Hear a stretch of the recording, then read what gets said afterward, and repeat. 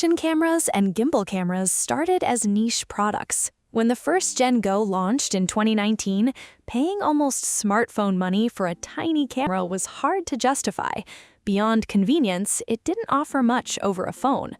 By 2025, DJI had largely answered that question with its 10-megapixel camera.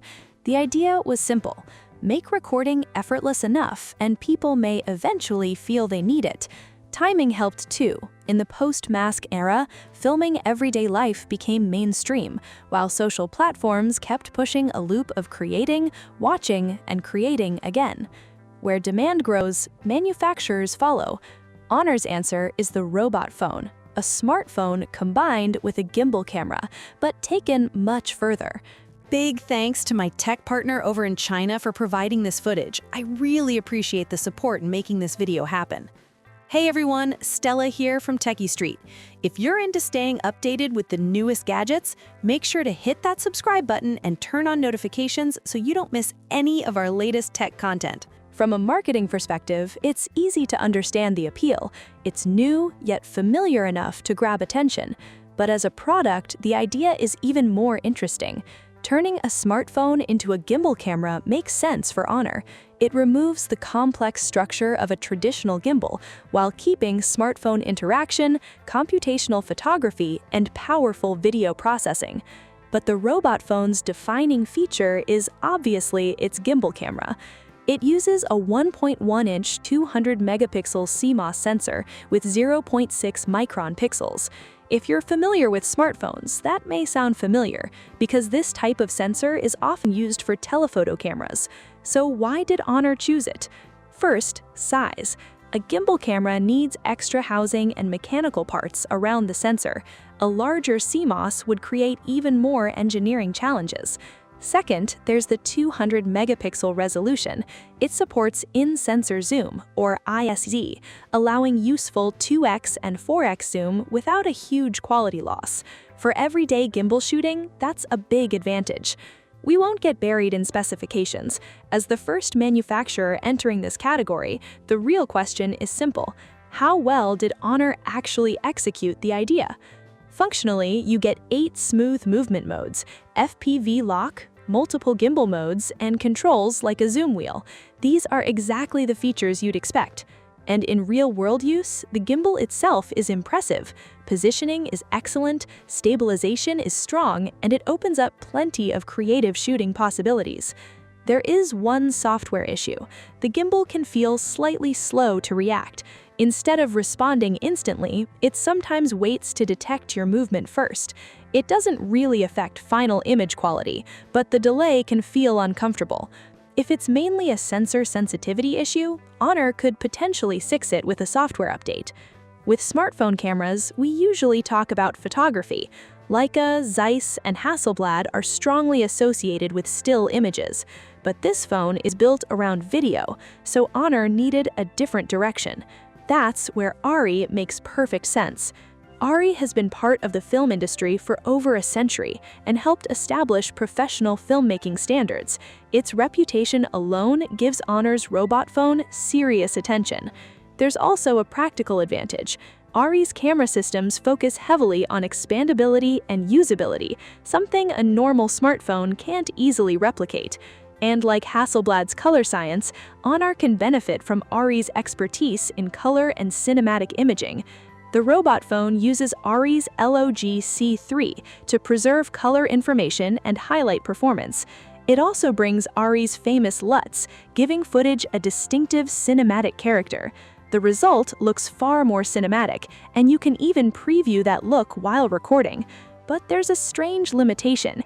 You can't directly apply those LUTs while viewing footage in the phone's gallery. The gallery only shows that a LUT is being used.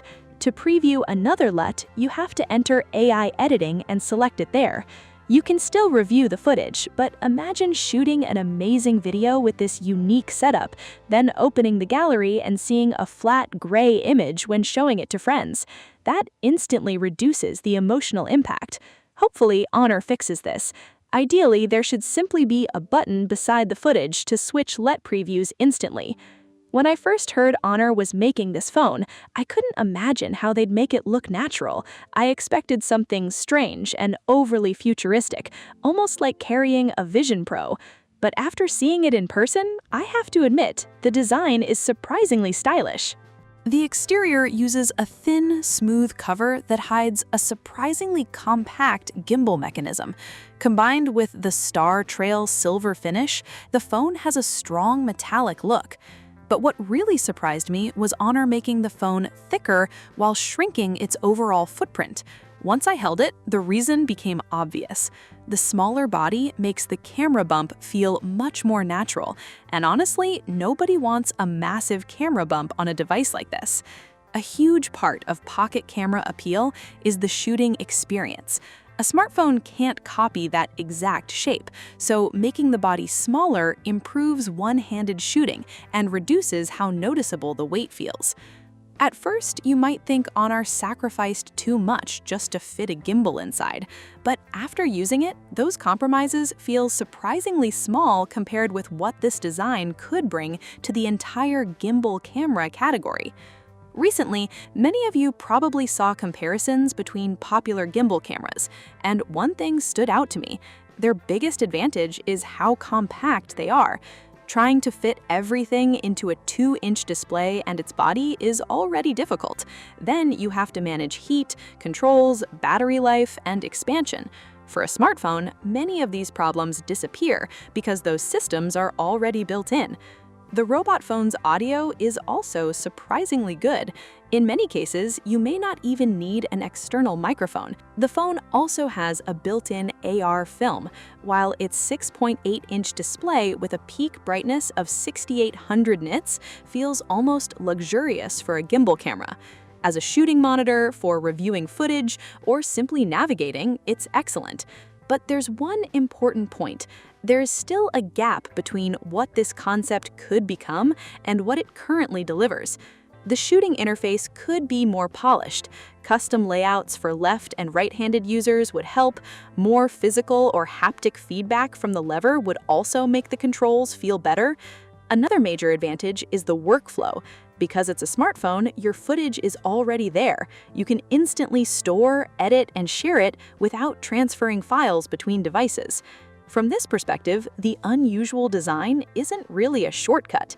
It's more like an early version of a bigger idea. Many small issues can be improved through software, so the experience has plenty of room to evolve. And the name Robot Phone isn't only about the physical design. Honor is also pushing heavily into AI. The phone can even handle something like ordering a cup of coffee. The goal is to show that Honor's AI can go beyond simple commands and complete more complex tasks. And honestly, that feels surprisingly close to real life. I don't personally need AI to handle something that complicated yet, but seeing it in action is still impressive. Scheduling, creating memos, and setting reminders are already basic AI functions. And when it comes to skills, which became popular not long ago, Honor supports those too.